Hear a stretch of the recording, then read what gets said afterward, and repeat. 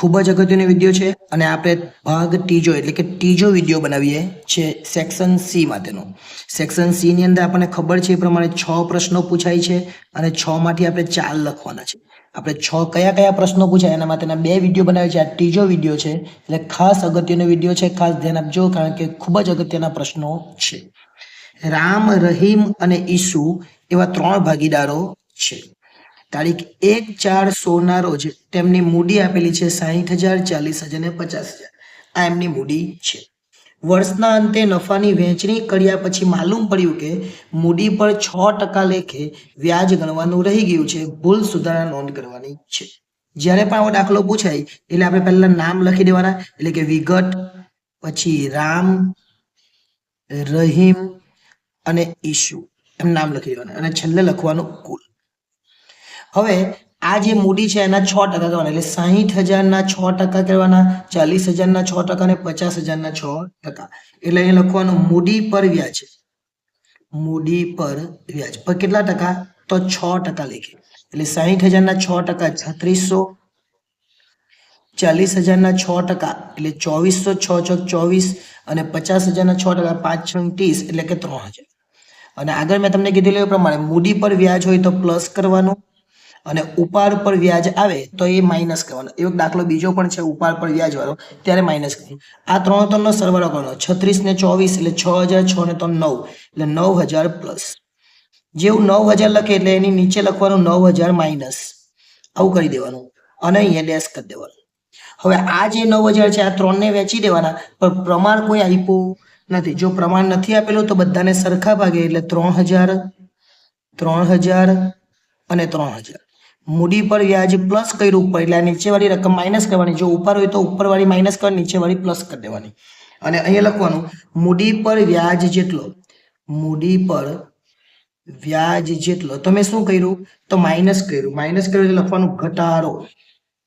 અને પ્રમાણ નથી આપેલું એટલે 1/1/1. હવે માઇનસ કરી નાખવાનું. 36 માંથી 3 જાય તો 600 પર પ્લસ આવે. 2400 માંથી 3,000 જાય તો માઇનસ 600 આવે. અને આ 3 માંથી 3 એટલે ડેશ આવે. એટલે જે માઇનસ આવ્યું તેને ઉધાર કરી દેવાનું. આપણને ખબર છે માઇનસ કોણ આવ્યો? રહીમ. તો લખવાનું રહીમના મૂડી અથવા ચાલુ ખાતે ઉધાર. તે કોના ખાતે? તો તે રામના મૂડી અથવા ચાલુ ખાતે. કેટલા? તો 600 ઉધાર અને 600 જમા. બસ આટલું કરે એટલે તમારો આન્સર આવી ગયો કહેવાય, એટલે જવાબ આવી ગયો. અને આ રીતે દાખલો ગણો તો પહેલો દાખલો આપણો બધાનો જ સાચો પડે. અને એવા કેટલા વિડીયો બનાવ્યા છે આપણે? આ ત્રીજો વિડીયો છે. એવા રોજ અલગ અલગ વિડીયો આવશે જેમાં સેક્શન સી અને ડી ના વિડીયો હશે. હવે બીજો દાખલો જોઈએ. બીજો દાખલો આપણને ખબર છે લાભ અને ત્યાગ વાળો પૂછાય. તો અહીંયા ત્યાગનો દાખલો છે. અહીં જો ત્યાગ શોધવાનો છે. અને ત્યાગ એટલે જૂનું માઇનસ નવું. અગાઉ આપણે 2 વિડીયો બનાવેલા છે, એમાં પણ આવા દાખલાઓ મૂકેલા છે. સૌ પ્રથમ તમારે શું કરવાનું? નામ લખી દેવાના. પહેલું નામ છે કોમલ, બીજું નામ શું છે? તો બીજું છે કૃપા, ત્રીજું નામ છે કરિશ્મા. એમ 3 નામ લખી દેવાના. છેલ્લે કુલ લખવું હોય તો લખી દેવાનું. ચલો પહેલા લખવાનું જૂનું પ્રમાણ. જૂનું પ્રમાણ આપણને આપેલું છે. એક ભાગીદારો છે. જૂનું પ્રમાણ છે 3/2/1 એટલે 3/2/1. 3 ને 2 5 ને 1 છેલ્લે લખી દેવાનું 6. નીચે લખવાનું જૂનો ભાગ. જૂનો ભાગ એટલે આ બધાના છેદમાં 6 લખવાના. એટલે 3/6, 2/6 અને 1/6. સેમ નીચે લખવાનું નવું પ્રમાણ. શું લખવાનું હવે? નવું પ્રમાણ. તો નવું પ્રમાણ 5/3/2 એટલે 5 ને 3 8 ને 2 10 એટલે કુલમાં લખવાનું 10. અને બધાના છેદમાં કેટલા લખી દેવાના? 10 લખી દેવાના. એને કહેવાય નવો ભાગ. નવો ભાગ કેટલો આવવાનો? તો 5/, છેલ્લા છે 10, 3/10 અને 2/10. આટલું થઈ જાય એટલે આપણને ખબર છે શું કરવાનું છે હવે? ત્યાગ બરાબર શું થાય? તો જૂનું માઇનસ નવું. એટલે આ જૂનામાંથી નવું બાદ કરવાનું.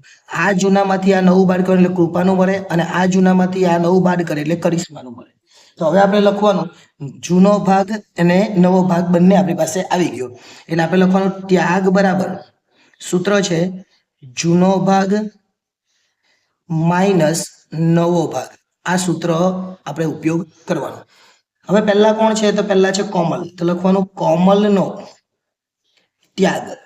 કોમલનો ત્યાગ એટલે જૂનો ભાગ કેટલો છે 3/6 અને નવો ભાગ કેટલો છે તો 5/10. ચલો લસા લેવાનો. લસા લેતા નહીં આવડતો હોય તો શું કરવાનું?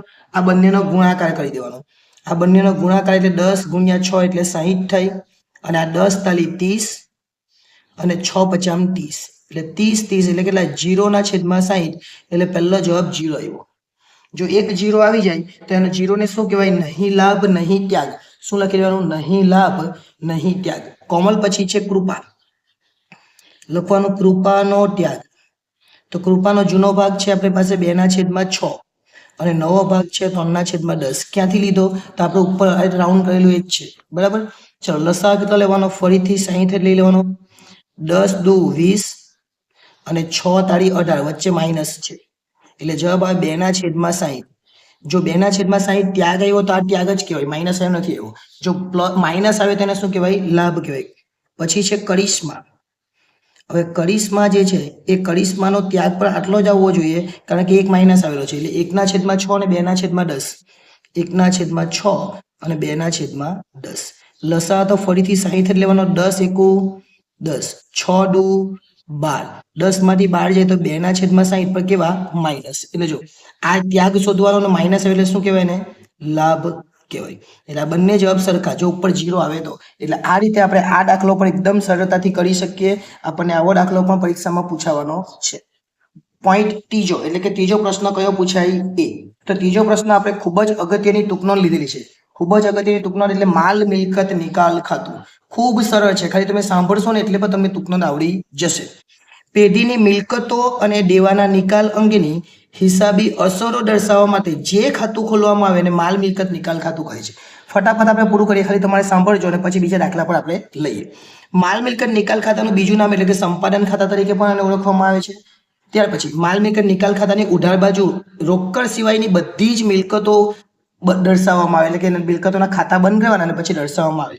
માલ મિલકત નિકાલ ખાતાની જમા બાજુ બધા જ દેવાના ખાતા બંધ કરીને દર્શાવવામાં આવે. મિલકતોની ઉપજ માલ મિલકત નિકાલ ખાતે જમા કરવામાં આવે અને દેવાની ચૂકવણી માલ મિલકત નિકાલ ખાતે ઉધાર કરવામાં આવે અને વિસર્જન ખર્ચ માલ મિલકત નિકાલ ખાતે ઉધારાય છે. બસ આટલામાંથી તમારે ફક્ત અને ફક્ત કેટલા પોઈન્ટ લખવાના?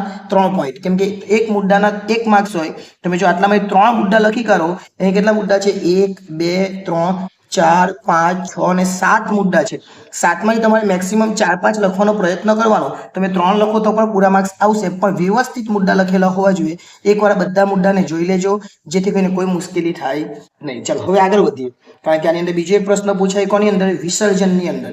તો વિસર્જનની અંદર બીજો એક પ્રશ્ન લીધેલો છે અને ખૂબ અગત્યનો પ્રશ્ન આ છે. ઘણી વખત આ દાખલો પૂછાયેલો છે એટલે ખાસ ધ્યાન આપજો. આમનો તમારે લખવાની છે. કુલ મિલકતો કેટલી છે? 2 લાખ. એટલે આપણે પહેલા લખવાનું કુલ મિલકતો કેટલી છે? 2 લાખ. આ રીતના લખી દેવાનું. 40% ચાલુ મિલકત છે એટલે ચાલુ મિલકતનું એક ખાનું બનાવવાનું, એક સ્થિર મિલકતનું. એટલે લખવાનું 40% અને બીજી મિલકતનું નામ શું છે? સ્થિર મિલકત. અહીંયા 60%. અહીંયા લખવાનું ચાલુ મિલકતો. એટલે ચાલુ મિલકતો 40% કીધું તો બાકીની કેટલી મિલકતો કહેવાય? તો બાકીની 60% સ્થિર મિલકત. 40% એટલે કેટલા થાય? તો 40% કહેવાના 2 લાખના 40% આપણે કરીએ તો 2 લાખના 40% કેટલા થવાના છે? તો 2 લાખના 40% થાય 80,000. ઓકે, આ 80,000 2,40,000 ના 80%. 2 લાખના 40%. 2 લાખના 60% તો 6 દુ 12 એટલે 1,20,000. બસ આ એક આમ નોંધ આવે. અને મિલકતો ક્યાં આવે? તો મિલકતો માલ મિલકત નિકાલ ખાતાની ઉધાર બાજુ પર આવે. એટલે પહેલી આમ નોંધ તમારે લખવાની શું આવશે? બંને ઉધાર છે એટલે જમા લખવાનું, કેમ કે ઉધાર બાજુ પર આવે. એટલે આમ નોંધ લખવાની માલ મિલકત નિકાલ ખાતે ઉધાર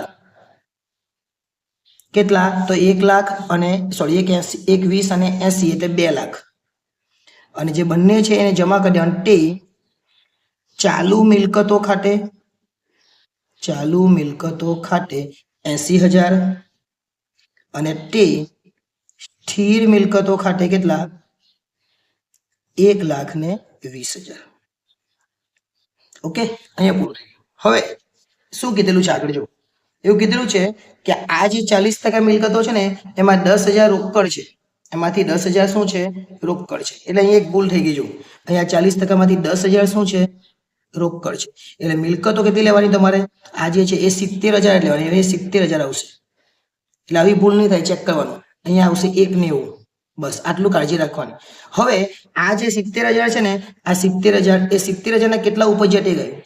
અહીંયા એક 20 સ્થિર તકના અને 80,000, આના 80% ઉપજ્યા. 80% એટલે કેટલા થાય? તો 80% એટલે 56,000 થાય. એટલે આના 56,000 ઉપજ્યા અને આના 120% ઉપજ્યા. 120% એટલે કેટલા થાય? 1,44,000. બસ આ બેનો સરવાળો કરી દેવાનો અને બેનો સરવાળો કરે એટલે પણ કેટલા થાય? 2 લાખ જ થાય. એટલે આ 2 લાખની ગણતરી આવશે. કયા 2 લાખ? તો આના 70,000 ને 80%, 56,000, 21 ના 120% એટલે 1,44,000 ઉપજ્યા એટલે જમા બાજુ પર, જમા બાજુ માલ મિલકત જમા આવવાનું અને ઉપજ્યા એટલે રોકડ આવે એટલે રોકડ અથવા બેંક ખાતે ઉધાર. રોકડ અથવા બેંક ખાતે ઉધાર કેટલા? 2 લાખ. તે માલ મિલકત નિકાલ ખાતે અને એમાં પણ લખી દેવાના 2 લાખ. તમે જ્યારે પણ આમનો લખો એટલે તારીખ, વિગત, ખાપા, ઉધાર, જમા એ ફોર્મેટમાં જ લખવાની. આ તો ખાલી તમને સમજાવવા માટે તમારે ફોર્મેટમાં જ લખવાના. 2 દાખલા બાકી અને બંને દાખલા કયા પૂછાય? તો એ બંને દાખલા આપણને ડિબેન્ચરમાંથી પૂછાય. કારણ કે આપણને જે ચેપ્ટર્સ છે કયા કયા ચેપ્ટરમાંથી પૂછાય મેં તમને બ્લુપ્રિન્ટની અંદર સમજાવી દીધેલું છે. એટલે અત્યારે ખાસ આપણે શું ધ્યાન રાખવાનું છે? કઈ જગ્યાએથી દાખલા પૂછાતા છે એ. હવે 2 દાખલા જે પૂછાવા, પાંચમો અને છઠ્ઠો, એ ડિબેન્ચરમાંથી પૂછાય. ડિબેન્ચરમાંથી કેટલીક વાર થિયરી પર પૂછાય. એ થિયરી પણ મેં તમને આપેલી છે અને ફરીથી જેમ જેમ વિડીયો આવે એમાં આવશે. 18 લાખની મશીનરી શિખર મશીનરી લિમિટેડ પાસેથી 10/9/17 ના રોજ ખરીદી એટલે પૈસા આવે તો ઉધાર. આગળ 3 લાખ તરત જ ચૂકવી દીધા અને બાકીની રકમ 15,80,000 ના 9 ડિબેન્ચર આપેલા છે. પહેલા તો બાકીની રકમ બાકી છે ત્યાં પછીની વાત કરીએ. પહેલા તરત જ ચૂકવી દીધેલી છે અહીંયા સુધી. તો આપણે શું ખરીદી? મશીનરી. એટલે પહેલી તારીખ લખવાની 10/9/17. શું આવશે? મશીનરી ખરીદી લખવાનું મશીનરી ખાતે ઉધાર. આવો દાખલો ઘણી વખત પૂછાયો છે એટલે ધ્યાન આપજો. કેટલા? 18 લાખ. તારીખ, વિગત, ખાપા, ઉધાર, જમાના ફોર્મેટમાં જ આપણે લખવાનું. આ તો સમજવા માટે છે, બરાબર. અને પૈસા ચૂકવ્યા તે બેંક ખાતે. કેટલા ચૂકવ્યા આપણે? તો આપણે 3 લાખ ચૂકવી દીધા. 3 લાખ ચૂકવી દીધા. બાકીના પછીને આપેલા છે, ડિબેન્ચર આપેલા છે એટલે અત્યારે ચૂકવ્યા નથી. તો તે કોને આપવાના આપણે? તો આપણે કોણ છે? આપણે આપણું નામ છે શિખર મશીનરી લિમિટેડ પાસેથી આપણે શીખેલા છે. તો તે શિખર મશીનરી લિમિટેડ ખાતે બાકીના કેટલા વધ્યા? તો 15. હવે બીજી આમનો શું કીધેલું છે? એમાં તારીખ બીજી નથી આપેલી. તારીખ બે જ લખવાની 10/9/2017. બે જ આમનો લાવવાની છે. 15,80,000 ના 9% ડિબેન્ચર આપણે આપેલા છે એટલે ડિબેન્ચર આપણા જાય કેટલા? 15,80,000 ના. આપણે શિખરને આપવાના કેટલા? તો આ શિખર જે જમા છે એને ઉધાર કરી દેવાનો. શિખર મશીનરી લિમિટેડ ખાતે ઉધાર કેટલા? તો 15 લાખ આપણે આપવાના છે. તો 15 ના બદલામાં આપણે કેટલા આપ્યા એને? તો 15,80. તે 9% ના ડિબેન્ચર ખાતે આપણે 9% ના ડિબેન્ચર એને આપ્યા તે 15,80,000 ના છે. હવે કઈ બાજુ પર રકમ ઘટી? જો ઉધાર ઘટે તો ડિબેન્ચર વટાવો અને જમા ઘટે તો જામીનગીરી પ્રીમિયમ બનાવત. તો અહીંયા 15,80 છે એટલે 80 ઉધાર બાજુ પર ઘટી ગયા. ઉધાર બાજુ પર ઘટી ગયા એટલે આપણે લખી દેવાનું ડિબેન્ચર વટાવ ખાતે. ડિબેન્ચર વટાવ ખાતે ઉધાર. જો આપણે 15 ના બદલામાં એને ઓછા પૈસા આપતે એટલે કે 14,10,000 આપતે એવો બી પોઈન્ટ એક છે આની અંદર. તો અહીંયા જમા બાજુ પર 90,000 ઘટે અને ત્યાં લખવાનું જામીનગીરી પ્રીમિયમ અનામત. એટલે આવો દાખલો જો પૂછાઈ જાય તો આપણે સારી રીતે કરી શકવા જોઈએ. હવે એમાં એક છેલ્લો દાખલો છે એ પણ જોઈ લે. શિવમ લિમિટેડે 1/4/17 ના રોજ 250 નો એક એવા 7.5% ના 8,000 ડિબેન્ચર વટાવથી બહાર પાડેલા છે. કઈ રીતે બહાર પાડેલા છે? વટાવથી. અને પછીથી એ ડિબેન્ચર 10% પ્રીમિયમથી પરત બી કરેલા છે. બાબત જેની જરૂર નથી અને વટાવથી બહાર પાડી અને પ્રીમિયમથી પરત કરે તો રીત કઈ? વટાવથી બહાર પાડીને પ્રીમિયમથી પરત કરે ચોથી રીત કહેવાય. કઈ રીત? ચોથી રીત. ખૂબ સરળ રીત છે આપી. પહેલી આપણે આમાં લખવાની છે. પહેલી તારીખ છે 1/4/17 લખવાનું બેંક ખાતે ઉધાર. ઉધાર પહેલા નહીં લખી દેવાનું. તે ડિબેન્ચર અરજી અને મંજૂરી ખાતે. ડિબેન્ચર અરજી અને મંજૂરી અને પછી ઉધાર આટલા લખવાનું જેથી કરીને આ ખાતાની થોડુંક વ્યવસ્થિત લાગે. તમારે તો તારીખ, વિગત, ખાપા, ઉધાર જમા બનાવવાનું છે એટલે ચિંતા નથી. હવે આ 250 નો 1 અને 5% વટાવ એટલે 250 માંથી 5% તમારે કાઢી નાખવો પડે એટલે 250 ના 5% કરે તો 12.5 જેવા થાય અને 12.5 તમારો વટાવ કહેવાય તો તમારે 8000 ગુણ્યા 250 નહીં કરવાનો 12.5 કાઢી નાખવાના આમાંથી એટલે 237.5 થાય આનો ગુણાકાર કરી દેવાનો એટલે 19 લાખ આવે અને જો નહીં ખબર પડે તો આ રકમને અત્યારે રહેવા દેવાની બીજી આમનો લખવાની અને પછી એ રકમને લખે તો પણ ચાલે જો પ્રીમિયમ હોય તો વધી જાય ને વતાવ હોય તો ઘટી જાય એટલું યાદ રાખવાનું ને મૂળ કિંમત હોય તો કઈ ફરક નહીં પડે બીજી તારીખ જે છે એ પણ આ જ લખવાની કારણ કે 2 તારીખ આપેલી છે આ જે તારીખ છે એની 2 આમનો આ તારીખ છે એની 2 આમનો જે જમા છે તે ઉધાર ડિબેન્ચર અરજી અને મંજૂરી ખાતે ઉધાર જેટલા જમા કરેલા એટલા જ ઉધાર કરી દેવાના એટલે કે 19 લાખ અને ડિબેન્ચર તો વટાવથી બહાર પાડેલા એટલે બાકીની જે કિંમત આવવાની એ વટાવ આવવાની એટલે લખવાનું ડિબેન્ચર વટાવ ખાતે ઉધાર ડિબેન્ચર વટાવ ખાતે ઉધાર કેટલો વટાવ તો 8000 ડિબેન્ચર પર 12.5% વટાવ એટલે 8000 ગુણ્યા 12.5 કરીએ તો 1 લાખ આવે એટલે 20 લાખના ડિબેન્ચર હતા કિંમત હવે ડિબેન્ચર બહાર પાડીએ એ તે થઈ ગયું પણ પ્રીમિયમથી પરત કર્યા તો જ્યારે પણ પ્રીમિયમથી પરત કરીએ આપણને નુકસાન થાય એટલે ડિબેન્ચર બહાર પાડતા થયેલ નુકસાન ડિબેન્ચર બહાર પાડતા થયેલ નુકસાન અને એટલું જ પ્રીમિયમ આવે એટલે બંને વસ્તુ સરખી જ આવે કેટલા 10% એટલે આ 250 ના 10% એટલે 25 પ્રીમિયમ કહેવાય એટલે 8000 ગુણ્યા 25 કરવાના 8000 ગુણ્યા 25 કરે એટલે 2 લાખ આવે તમે ચેક કરજો 8000 ગુણ્યા 25 એટલે કેટલા આવે 2 લાખ અને તે કેટલા ટકાના ડિબેન્ચર છે તો 7.5% તે 7.5%ના ડિબેન્ચર ખાતે એમાં રકમ નહીં લખવાની અને તે આ જે ડિબેન્ચર બહાર પાડતા થયેલ નુકસાન છે એટલી જ રકમ પરત પ્રીમિયમ કહેવાય તે ડિબેન્ચર પરત પ્રીમિયમ ખાતે જે ઉધાર કરેલા એ જમા 2 લાખ અને હવે આ બાજુ કેટલા 19 ને 20 ને 22 ના 2 તો અહીંયા 20 લાખ આવે અને 20 લાખ કેવી રીતના આવે તો 250 ગુણ્યા 8000 જો કરવું હોય તો 8000 ડિબેન્ચર એકનો ભાવ 250 એટલે 8000 ગુણ્યા 250 એ લખવાની જરૂર નથી પણ આવી જાય એટલે હવે જે ત્રીજી આમનો આવવાની આમાં જે બંને જમા કર્યું તેને ઉધાર કરી દેવાનું અને રકમ જે તારીખ લખવાની કઈ 31/3/22 એ લખવાનું 31/3/2022 જે જમા છે તે ઉધાર શું જમા છે તો 7.5%ના ડિબેન્ચર ખાતે ઉધાર કેટલા તો 20 લાખ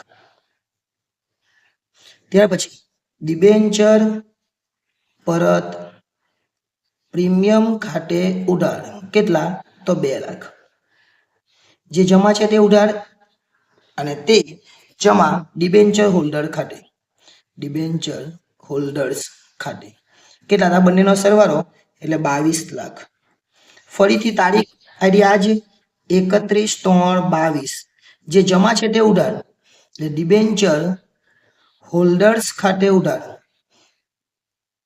સંપૂર્ણ જેટલા બી આ દાખલા આવે ને બધામાં જે જમા છે તે ઉધાર જ થવાનું છે અને તે બેંક ખાતે કેટલા તો 22 લાખ પરત કર્યા એટલે પૈસા જાય ઓકે એટલે આ રીતના તમારા છઠ્ઠો દાખલો પણ થઈ ગયો યાદ રાખવાનું છે આપણે વિભાગ સી ની અંદર કુલ 6 પ્રશ્નો પૂછાય 6 માંથી આપણે 4 લખવાના અને કેટલીક વાર એની અંદર થિયરી પણ આવશે એટલે થિયરી આવે તો થિયરીની ગણતરી પર તમારે આપણે જોઈ લીધી એ પ્રમાણે દાખલા જોઈ લીધા અને થિયરી માટે તમારે કઈ રીતના થિયરીમાં માર્ક્સ ગણાય છે એ પણ મેં તમને કીધું 3 મુદ્દા હોય તો 3 માર્ક્સ આવે આપણે 4-5 મુદ્દા લખવાનો પ્રયત્ન કરવાનો જેથી 3 માંથી 3 આપણે આવી જાય એટલે જો વિડીયો ગમ્યો હોય તો લાઈક કરી દેજો અને ચેનલને સબસ્ક્રાઇબ કરવાની બાકી હોય તો એ પણ કરી લેજો આભાર